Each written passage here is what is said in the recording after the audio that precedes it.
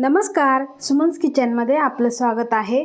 आज आपण श्रीखंडाच्या वड्या कशा बनवायच्या ते बघणार आहे। अनेक वेळा आपण श्रीखंड बनवतो, आम्रखंड बनवतो, पण अशा मऊ वड्या आपण श्रीखंडाच्या वड्या ह्या कधीच बनवत नाही। तर आज आपण श्रीखंडाच्या वड्या कशा बनवायच्या ते बघणार आहोत। तर इथे बघा, एक वाटी म्हणजेच 250 ग्रॅम मी चक्का घेतलेला आहे। दही होतं, 1 लिटर दुधाचं दही बनवलं आणि त्यानंतर हे टांगून ठेवलं, रात्रभर टांगून ठेवलं आणि त्यानंतर छान असा चक्का तयार झालेला आहे। तुम्ही दुकानातून सुद्धा आणू शकता।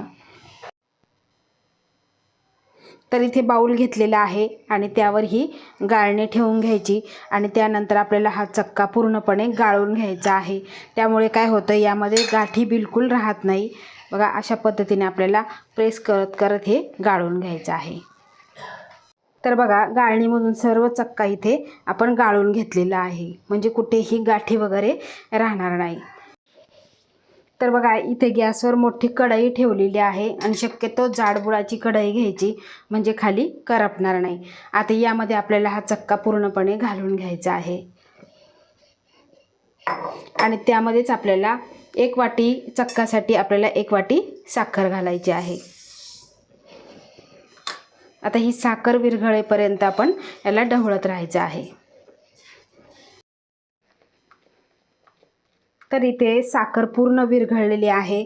आता यामध्ये आपल्याला घालायचं आहे अर्धा चमचा वेलची पूड, त्यानंतर आपल्याला इथे चिमूटभर जायफळाची पूड घालायची आहे आणि त्यानंतर आपल्याला चिमूटभरच इथे केशर घेतलेलं आहे। हे केशर आपल्याला थोडंसं हातावर चुरगळून घालायचं आहे। बघा, अशा पद्धतीने घालायचं आहे आणि गॅसची फ्लेम आपल्याला मंदच ठेवायची आहे। तर आपल्याला हे घट्ट होईपर्यंत परतत राहायचं आहे। पुढे मी तुम्हाला सांगेनच। तर बघा, मिश्रण हे घट्ट व्हायला लागलेलं आहे। आता आपण चेक करूया।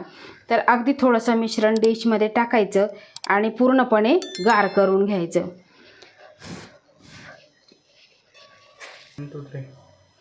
तर बघा, डिशमध्ये घेतलेलं मिश्रण हे हातावर घेतल्यानंतर याची गोळी बनते। आता आपण हे मिश्रण गॅस बंद करायचा आणि कढई थंड होईपर्यंत आपल्याला हे असंच ढवळत राहायचं आहे। आपल्याला हे मिश्रण थंड करून घ्यायचं आहे। तर बघा, हे श्रीखंडाचं आपण जे वड्यांचं मिश्रण केलं ते पूर्णपणे थंड झालेलं आहे। आता यामध्ये घालायचं आहे आपल्याला 4 चमचे पिठी साखर।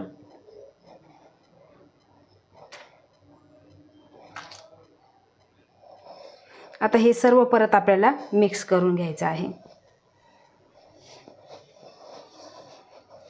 तर बघा, अशा पद्धतीने पिठी साखर ही आपण मिक्स करून घेतलेली आहे।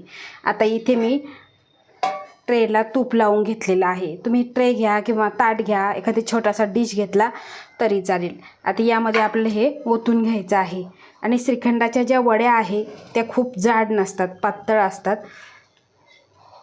तर आता आपण हे मिश्रण यावर थापून घ्यायचं आहे आणि प्लेन करून घ्यायचं आहे। तर बघा, अशा पद्धतीने हे थापून घेतलेलं आहे आणि 5 मिनिटासाठी आपण हे असंच ठेवून देणार आहे। 5 मिनिटानंतर आपण याला कट करून घेणार आहे। तर अशा पद्धतीने आपल्याला कट करायचं आहे।